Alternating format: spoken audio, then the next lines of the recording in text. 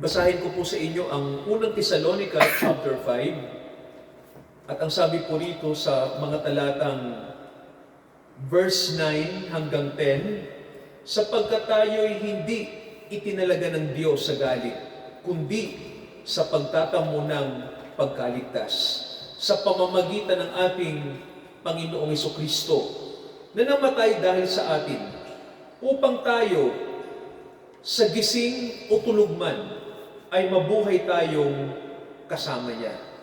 Tayo po ay manalangin sandali, mga kapatid.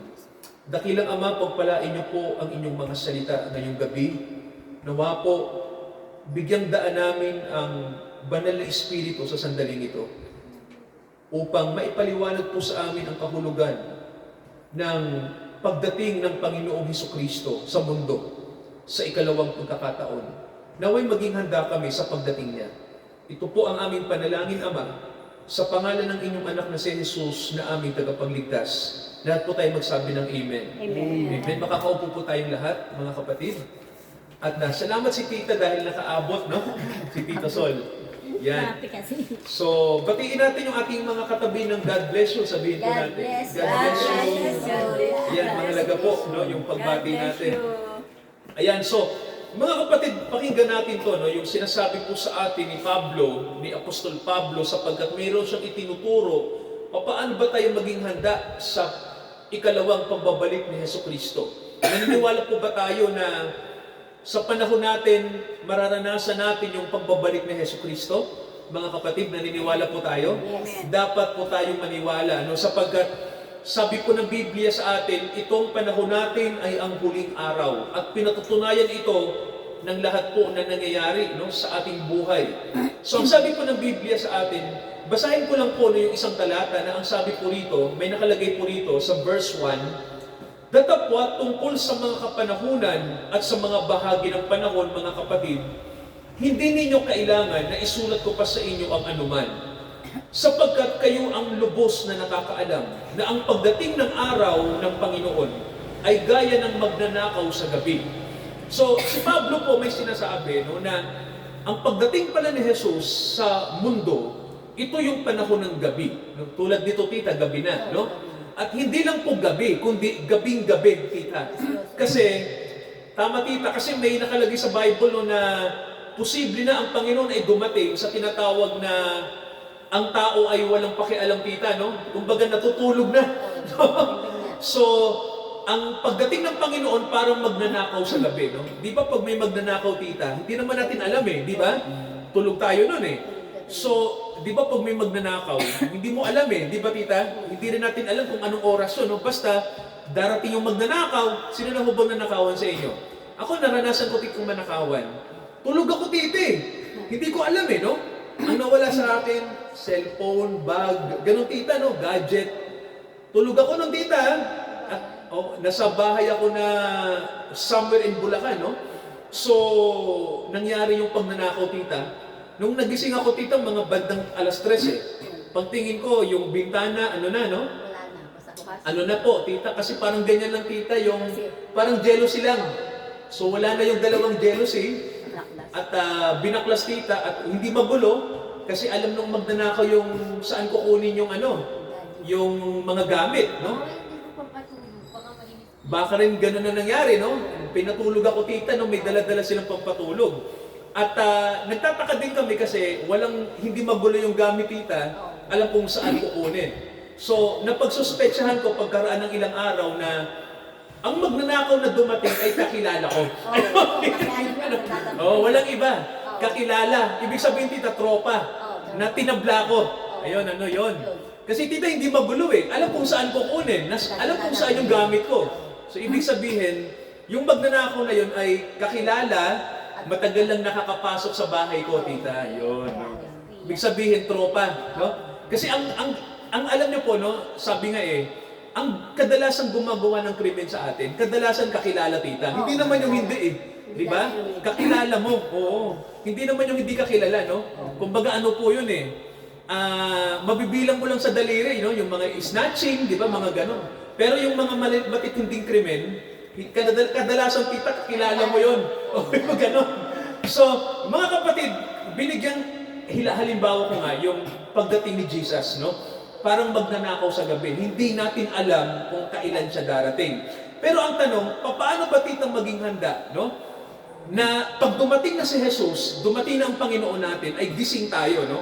So ang sabi rito ni Apostol Pablo, kayo ang lubos na nakakaalam na tulad sa magnanakaw ang pagdating ng Panginoon tulad sa gabi, no? Pag sinasabi ng mga tao na kapayapaan at katiwasayan, kung magkagayon, darating sa kanila ang biglang pagkawasa. Naalala niyo po, sinong nakakatanda dito na sino nag-iisip na yung pandemic, tita, ay hindi darating sa buong mundo? Di ba, tita? May mga tao na sabi nila, no, ano lang naman yan, yung COVID daw, di ba? So sabi nila na ano lang yan, hanggang China lang yan. Di ba, tita, kumalat sa mundo? At tayong lahat ay naka-quarantine, di ba? So, ibig sabihin po, hindi alam ng mga tao, ang akala lang natin, simpleng sakit lang yan, no? Pero alam natin, virus yan, di ba? At tita, ang pinatay ng COVID-19 sa buong mundo mula 2020, ang estimated, tita, ay nasa 6 na milyong tao. Ganon katindi, no, tita? Kasama na yung mga mahal natin sa buhay, tita, mga kakilala. No, ako po, may mahal sa buhay na ang declaration COVID ang ikinamatay, no? So, kung titingnan nyo, di ba, tita, sino rito, tita, may kakilalang alam na namatay sa COVID? Di ba? Marami, di ba? So, kung titingnan nyo po, no, hindi natin alam yun ang mangyayari pala, tita, no, sa panahon natin na magkaka-pandemic. Kasi alam ko noon, yung pandemic, noong nakaraang ilang kumbaga po, hundreds of years na nangyari yung tita, di ba? Pero naulit, tita, no? Sa panahon natin. Alam niyo ho ba yung unang dakilang pandemic na nangyari sa mundo? Tita, dinala di ba ng mga daga? Yung bubonic plague. Alam niyo ho ba na milyon ang namatay din, no? Sa buong mundo. At ngayon, tita, ang COVID, 6 na milyon ang namatay, no? Alam niyo po, nagka-COVID din kami ni Mrs. Tinamaan din kami, no? Pero tita, sa awa ng Diyos, buhay kami. At si tita, may mga kapatid din tayo na nag-testify, no, na tinamaan din, tita. Pero pag hindi mo pa oras, buhay ka, no? Hindi ka pa mamamatay, no? May mission ka pa eh. So, ang sabi na ng Panginoon sa atin, ganun ang pagdating ng ng Panginoon, parang pagdating ng trahedya, tita, no? Kumbaga ang mga tao walang pakialam, tingin nila okay lang hanggang sa, di ba, tita, magugulat na lang tayo na nagbago na ang lahat, no? May dumating na palang trahedya sa mundo.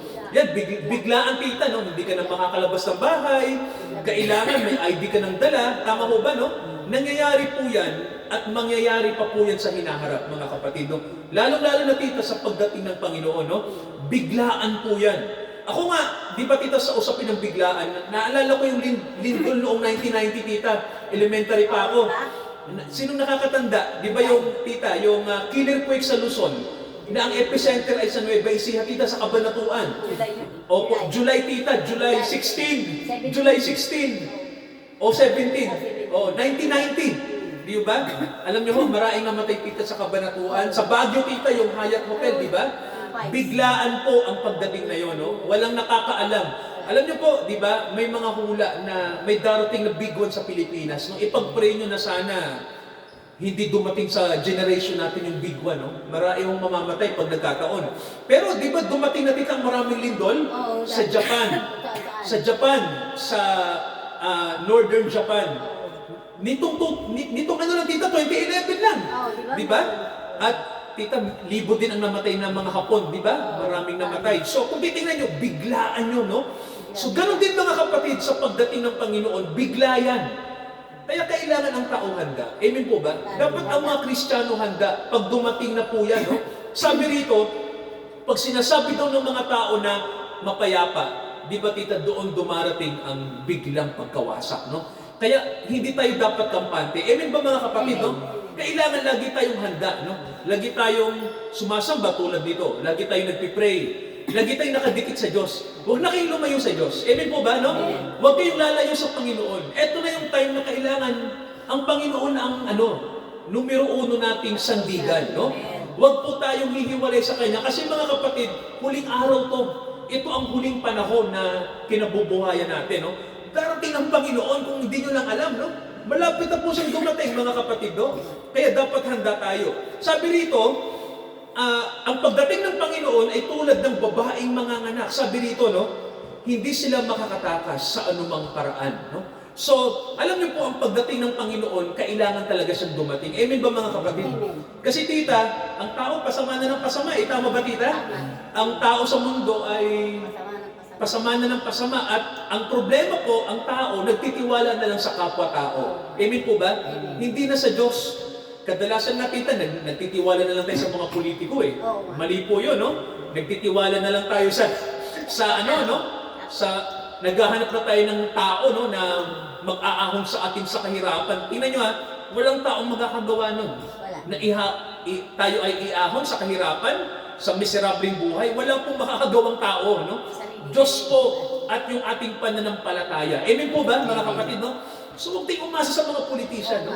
Magulo yan. Huwag tayong umasa sa tao. Sabi ng Bible sa atin, ang Panginoon ang hari natin. Amen po ba? Amen. Kaya sabi rito nakalagay, tulad ng babaeng manganganak ang pagdating niya. Then verse 4, at tingnan niyo po ang sabi, mga kapatid kayo, wala kayo sa kadiliman, upang sa araw na yon ay masubukan kayong gaya ng magnanakaw. So sabi rito ni Pablo, tayong mga kumikilala kay Jesus, no? Sino na rito yung may personal relationship kay Jesus? Taas ang kamay. Amen. Yan, so mahalaga mga kapatid no, na may relasyon tayo kay Jesus, no? Sino na ba rito yung nagsisisi sa kanyang mga kasalanan? Amen. Amen. So laging magkasama yon, ano? Na nagsisisi tayo sa ating mga maling isip, maling puso, maling ginagawa. At anong kasunod doon pag nagsisi tayo? Anong kasunod, tita? Repentance. Tama. Anong kasunod ng repentance, tita? Yung pag-ano ng Espiritu Santo. Tama, no? Yung tinatawag na pag tayo ay nagsisi na, handa na tayo dapat sumunod. Amen po ba, no? Sa gabay ng Holy Spirit. Amen po ba, no? Yun na yung pananampalataya. Kanino?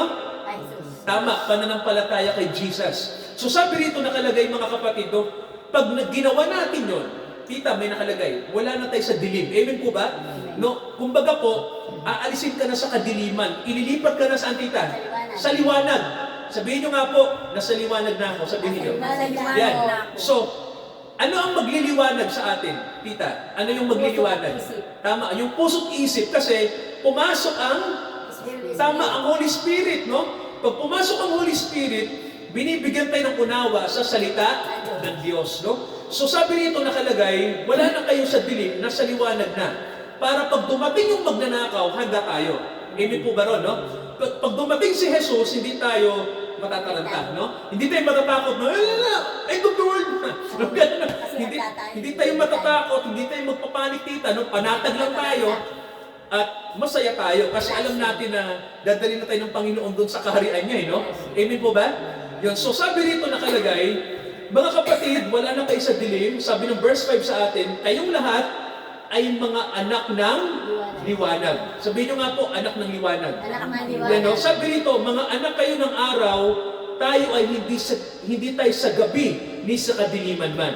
Ibig sabihin, tita, dumating man tita yung pagdilim ng mundo, di ba? Kasi sabi ng Bible, malinaw to sabi ng Bible, pagdating ni Jesus, panahon tita ng gabi. Tama po ba? Gabi, no? Madilim ang mundo, tita. Ibig sabihin, tita, simbolo yun na ang tao ay malayo na sa Diyos, no? Yung puso ng tao, lalayo na sa Diyos, no? Kumbaga po, sa huling araw, sabi nga ng Bible, ang tao ay magiging, ang sasambahin ng tao, yung sarili na lang niya, tita, no? Hindi na ang tunay na Diyos. Kumbaga po, ang gagawin na lang ng tao, tita, ano na lang? Sarili niya, Tama, no? Ang gugugulin na lang niya ang kanyang panahon sa sarili, sa kalayawan, tita, no? Sa mga bagay na mundo, pamunduhan na. No? So, wala nang pakialam ang tao sa kung siya ba ay mapupunta sa langit o sa Diyos pag namatay siya, no? Wala na siyang pakiron. Ang mahalaga sa kanya, yung mga bagay ng mundo. Pero may tanong ako, ganun po ba ang desire natin? Hindi, di ba?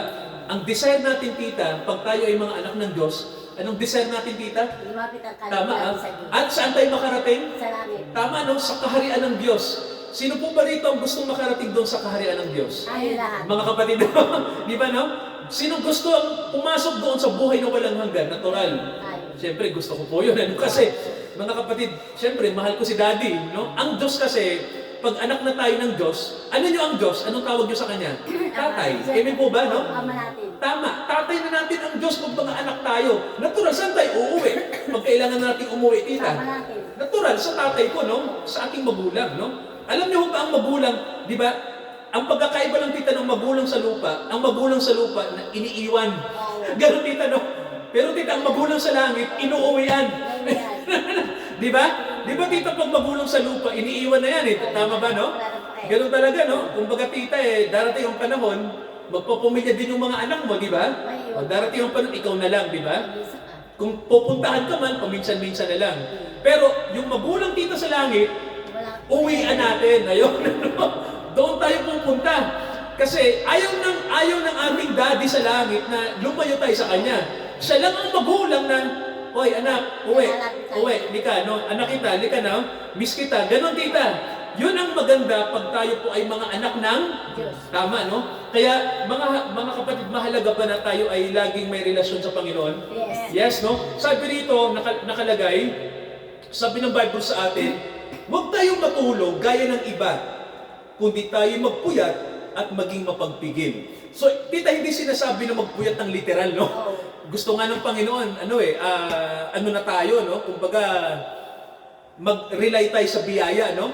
Kumbaga po, pag sinabing pagpupuyat, ang simbolo nun ay laging handa. Ibig mo ba, no? Lagi tayong handa. Ibig sabihin po, tulog man tayo, handa pa rin. Tama ba? Yun ang ibig sabihin, tita, na maging mapagpuyat, no? Kahit tulog, Handa pa rin. handa ka. No? Sino po ba rito yung ganon? Kahit tulog, handa. Handa. Dapat ganun tayo, no? Dumating, may panahon man tita na, di ba may time sa atin tita na nanghihina ang faith, no? Aminin natin, tama ba? Kasi pag may mga dumarating na problema tita, humihina ang faith, no? Pag may dumarating na mga suliranin sa buhay tita, no? Minsan tita, ganito na lang sinasabi pag may problema. Pasimba-simba ako, wala namang nangyayari. Ayun tita, tulad nun, ano? Na akala natin walang benepisyo pag tayo ay sumasamba sa Diyos. Alam niyo ho ba na pag sumamba tayo sa Diyos, tulad ng ginagawa natin, alam niyo ho ba na paglabas natin ng sambahan, no?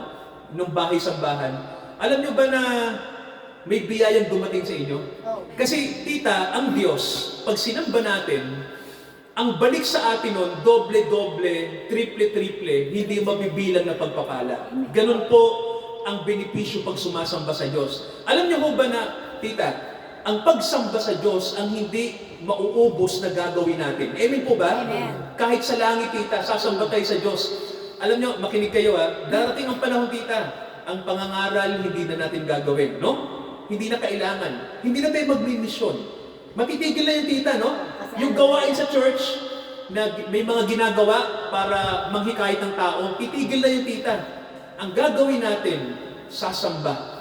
Kasi ang pinaka-goal, ang pinaka-mataas na magagawa natin sa Diyos ay paglingkuran at sambahin ang Diyos. Yun mga kapatid ang gusto ng Diyos na gawin natin. The more na sumasamba ka sa Diyos, tita, the more na ang liwanag niya ay sumasayo, no? Kasi the more na nakaharap ka sa Diyos, tita, may balik eh, di ba? Parang yan, nagre-reflect, tita. No? Sino na rito yung humaharap sa araw? Kaya niyo mo tumitig sa araw, tita, ng rekta? Hindi ko kaya. Di ba mahirap, tita? Masakit. Sisilaw. Opo, nakakasilaw, no? Pero mga kapatid, kahit hindi ka makatingin sa araw, tita, yung light ray, saan pumupunta? Yung sinag. Sa mata. Saan pumupunta yung sinag pag bumarap sa araw? Kahit nakapigit. Parang direct sa mata. Di ba dumarating sa ating tita? Tumatama sa ating Mata. mata, sa ating mukha, di ba? Kaya nga umiitim tayo eh, tama ba? pag tayo ay nabibilad sa araw. Ganon din tita sa Diyos, no? Kahit nakapikit ang mata natin, hindi natin siya nakikita. Pero tita, yung kanyang liwanag, tita, no? Kanino pumupunta, tita? Sa ating Sa atin. Kaya may tanong ako, tayo po ba nagnanais laging sumamba sa Diyos? Amen. Amen. No? Kasi mga kapatid, the more na ikaw ay nakatingin sa araw, the more yung liwanag ng araw ay nasa atin. So mga kapatid, nandito tayo, no? Kasi ang pinag-uusapan natin, panahon tita na ng rapture, no? Kailan darating si Jesus? Malapit na. So, sabi ko nga po sa inyo, tita, malapit na. No? Ang kailangan, handa tayo. Amen po ba? Amen. At kaya may household of God. Amen po ba, tita? No? Amen. Kaya tayo nagkaroon ng ganitong gawain. No? Kahit po tayo ay tulad ni tita na nasa ibang Pentecostal church. Pero tita, kapatid din natin sila, no? Yung mga nasa Pentecostal. Kasi tayo din ay Pentecostal dito, no? At kumikilala tayo sa leading ng Holy Spirit. Amen po ba?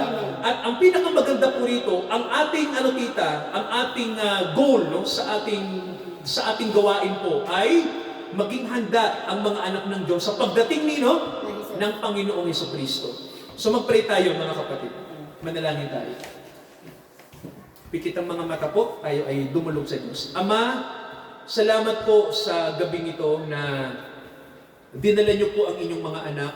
Nandito po ang mga anak niyo na kumikilala po sa mahalagang oras na aming ginugugol kapag ganitong Sunday or any day na itinalaga niyo po. Salamat Ama sa puso ng mga kapatid na gusto nilang dumalo sa fellowship at higit sa lahat para makilala nila kayo ng lubusan. Ama, nawa ang mga kapatid ay palakasin nyo, palalimin nyo ang kanilang pananampalataya. Huwag silang bumitaw. Hawakan nyo sila, hawakan nyo kami, at naniniwala kami, Ama, kung hawak nyo kami, walang makakakuha sa amin mula sa inyong mga kamay. Pagpalain niyo po ang mga kabataan at ang mga elderly namin ngayon. Ang mga kapatid po na nagmamahal po sa inyo, bless them. Salamat Ama sa araw na ito na ibinigay niyo sa amin sapagkat ang gabi ay hindi gabi para sa amin kundi ito'y araw para sa amin. Dahil nandito kayo ang aming liwanag. Pagpalain niyo po ang inyong sangbahayan dito sa De La Costa. Nawa manatili silang tapat sa inyo Ama sa anumang panahon. Pagpalain niyo kaming lahat sa pangalan ni Jesus, lahat po tayo magsabi ng Amen. Amen. Amen. Praise God. Mga kapatid, sa pagkakaloob po natin sa Panginoon, ay awitin po natin ang Seek Ye First, the Kingdom of God and His righteousness. Seek ye first the kingdom of God and His righteousness, and all these things shall be added unto you. Hallelujah, hallelujah. Tayo po'y tumayo, lahat mga kapatid. Praise God, hallelujah. Hallelujah. Muli tayong manalangin. Dakilang Ama, pagpalain niyo po ang mga kapatid na nagkaloob na ibinabalik po ng may pasasalamat ang lahat ng biyaya na kanilang tinanggap sa inyo. Nawa lagi kaming maging tapat sa lahat ng oras, sa lahat ng bagay. Lalong-lalo na po sa pagmamanage ng mga blessings nyo. I-bless nyo po ang mga kapatid ngayon. Dakilang Diyos, kaming lahat, pagpalain nyo sa gabing ito. Ang kapayapaan nyo at ang gabay ng Holy Spirit ay sumaamin. Manatili kaming malakas at connected sa inyong anak, sa inyong salita, sapagkat darating siya ayon sa inyong itinalagang oras at araw. Nawa Ama, maging handa kami sa darating na rapture, sa kasalan sa langit, na kami ay kabahagi ng kasalang ito. Hindi lang kami invited, kundi kami po ang mga taong ikakasal sa inyong anak. Ama, ito'y glorious event sa langit.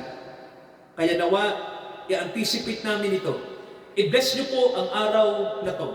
Samahan niyo ang mga kapatid sa sambayanan niyo. Sa Diyos na tumawag sa atin sa biyaya.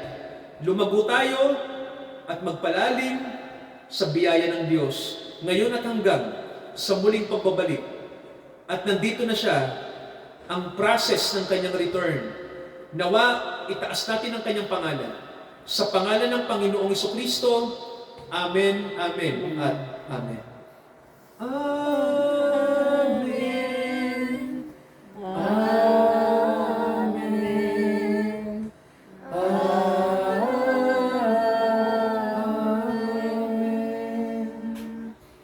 God bless po. Batiin natin yung mga katabi natin. God bless us. mga kapatid. Ayan, God bless sa ating lahat. God bless us. God bless po. God bless po. And good evening po sa ating lahat. Lahat ay naka-reach. God bless. Nakahabol. Mga naka